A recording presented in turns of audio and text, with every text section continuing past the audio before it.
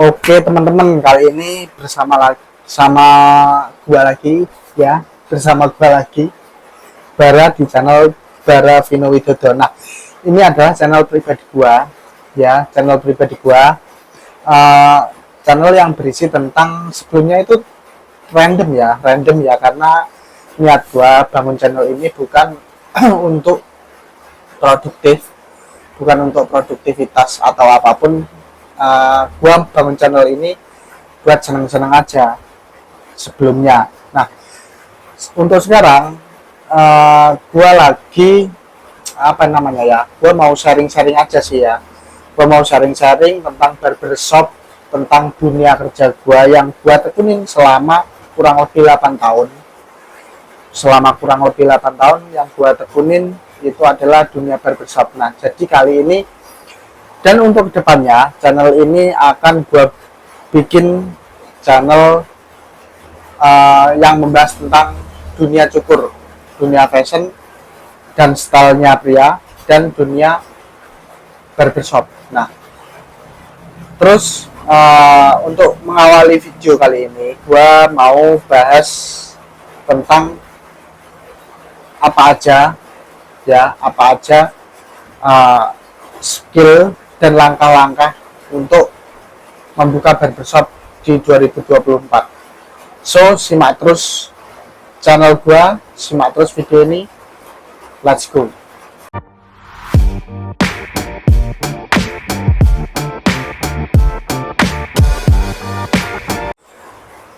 Oke, teman-teman, langsung aja ke materi ya. Jadi untuk membuka barbershop di tahun 2024 ini barbershop ini adalah sebuah tren style ya yang mungkin akan booming sampai 2020 di 2030, mungkin sampai 2035 mungkin ya, karena bisnis dan tren barbershop ini terus berkembang gitu. Terus kayaknya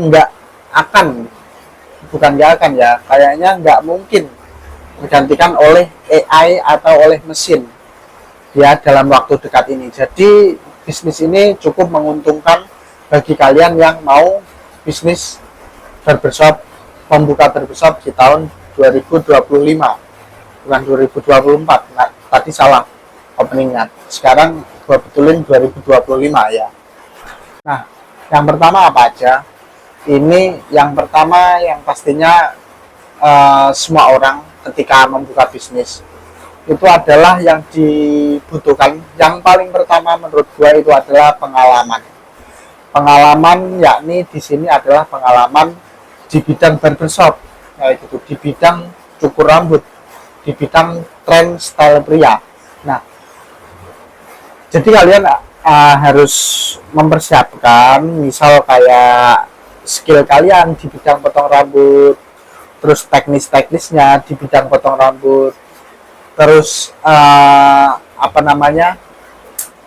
servisnya gitu di bidang potong rambut. Kalian harus mempersiapkan itu terlebih dahulu. Karena apa? Karena kalau kalian cuma punya uang aja terus kalian memperkerjakan orang, saya juga udah memperkerjakan orang, terus banyak juga yang memperkerjakan orang, tapi faktanya kalau misal kita itu nggak bisa menerjuni juga dunia barbershop, itu akan kayak tanda kutip disepelekan oleh capster kita, karena pikiran dari capster kita itu adalah nyawanya barbershop itu ada di capsternya kayak gitu. Jadi seolah-olah mengentengkan kayak gitu. Jadi kalian mau nggak mau kalau mau buka bisnis barbershop, jadi kalian yang paling pertama menurut gua itu adalah skill dan pengalaman kalian di bidang barbershop. Nah, skill dan pengalaman kalian di bidang barbershop itu juga bisa bisa menghandle nantinya ketika di lapangan ada perbedaan ekspektasi yang kalian inginkan Nah, jadi kalau ekspektasi kalian ketika kalian membuka bidang barbershop itu diceritakan yang baik-baiknya kayak gitu, modal cuma sekali misal ya kan, kalian diceritain modalnya cuma sekali, terus kita bisa hire orang sesuka kita kayak gitu, terus yang enak-enaknya aja pokoknya, bayaran tiap hari juga, totalan tiap hari juga. Nah, ketika di lapangan kalian tidak menemukan ekspektasi sebaik yang diceritakan temen atau kolega kalian yang sudah bisnis barbershop, itu ceritanya mungkin berbeda. Nah, itu yang kalian harus handle, ya kan? Yang kalian harus handle. Jadi kalian harus bisa nyukur juga. Intinya pokoknya kalian bisa nyukur juga, kalian bisa menghandle customer ketika capster atau karyawan kalian itu berulah. Tanda kutipnya seperti itu. Karena di lapangan barbershop, karena bisnis jasa itu hire orang juga nggak bisa serampangan kayak hire karyawan di kafe, kayak hire karyawan di warung makan, itu nggak bisa serampangan seperti itu. Kita harus bisa di sisi lain harus bisa dapetin tukang cukur, terus waktunya juga tepat juga seperti itu. Nah,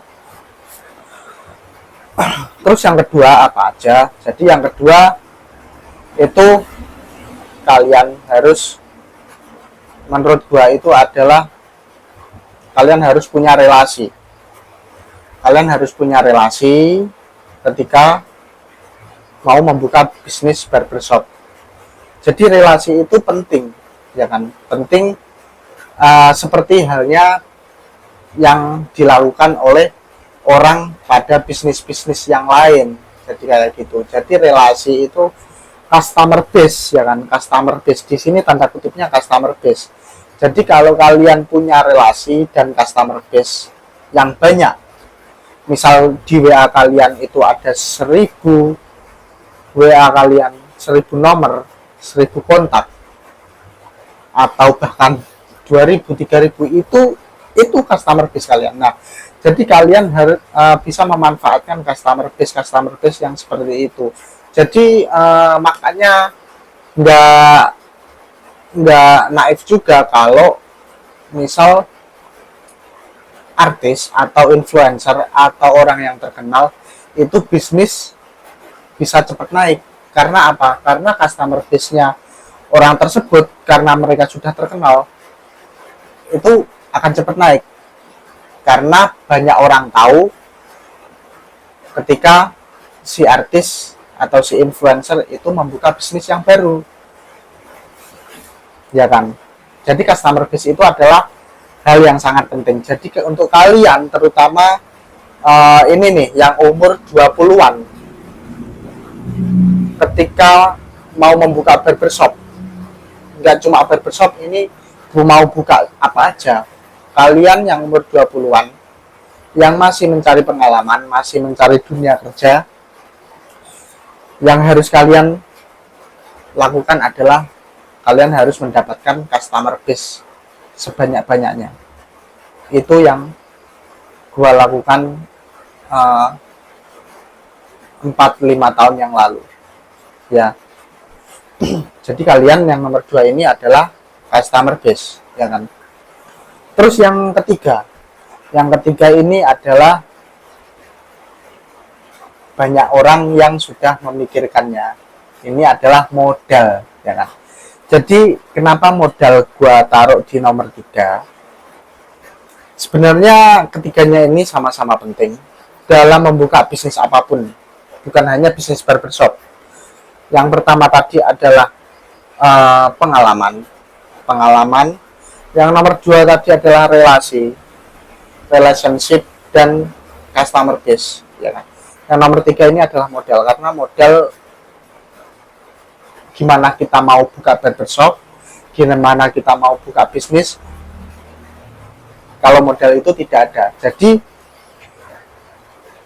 kenapa gua kenapa gua ini taruh modal di nomor urutan nomor 3? Jadi karena modal itu tidak menjadi tolak ukur paling awal ketika mau membuka bisnis gitu. Jadi misal analoginya seperti ini. Kalian dapat warisan. Ini modal yang nomor penting yang nomor 3 tapi. Nah, analoginya seperti ini. Kalian itu mau buka bisnis. Terus kalian misal dapat warisan. Kalian mau puterin itu di bisnis. Pengalaman tidak ada, tata kelola tidak punya. Terus yang kedua ini relasi juga belum ada. Kenalan juga belum ada, kolega juga belum ada. Nah, tapi sampean punya modal. Nah, jadi bisa bangkrut. Makanya gua taruh modal di nomor 3. Karena apa? Modal juga perlu, tapi tidak melulu soal modal untuk membuka bisnis. Seperti itu. Nah, jadi modal itu juga perlu karena apa? Mungkin misal kalian ini sudah punya kolega untuk kerjasama. Pak, ini sampean punya ruko di area strategis. Saya punya modal 100 juta. Saya mau bikin barbershop, Pak. Nah, kemungkinan dealnya pasti kan banyak. Gue yakin 80% pasti deal orang itu. Karena apa? Karena kalian selain mengelola, selain bisa mengelola, kalian juga punya modal. Nah, jadi orang itu mikirnya, oh, rukoku, aku cuma ngelepasin ruko secara cuma-cuma, toh nanti kalau kontraknya habis, kembali lagi sama aku. Nah, beda lagi kalau kalian nggak punya modal. Kalian bisa mengelola, kalian banyak relasi, tapi nggak punya modal. Nah, orang mau ngejak kerjasama sama kalian itu sangat sulit sekali, karena mungkin yang kalian ajak kerjasama itu selain punya tempat, itu juga harus ngeluarin modal buat membuka bisnis tersebut, karena kalian cuma punya pengalaman dan punya relasi seperti itu. Nah, jadi modal itu adalah tolak ukur nomor 3 untuk membuka bisnis. Nah, jadi tadi 3 poin penting saat membuka bisnis barbershop di tahun 2024. Terima kasih sudah menyimak video menyimak video saya dari awal sampai akhir. Untuk tema-tema selanjutnya, tolong kalian komen apa aja yang mau gua bahas, apa aja yang ingin dibahas, ya kan? Kalian komen. Pasti kalau gua bisa, ya, selama itu gua bisa, dan di bidang barbershop juga pasti akan gua bahas. Oke, see you next time dan bye-bye.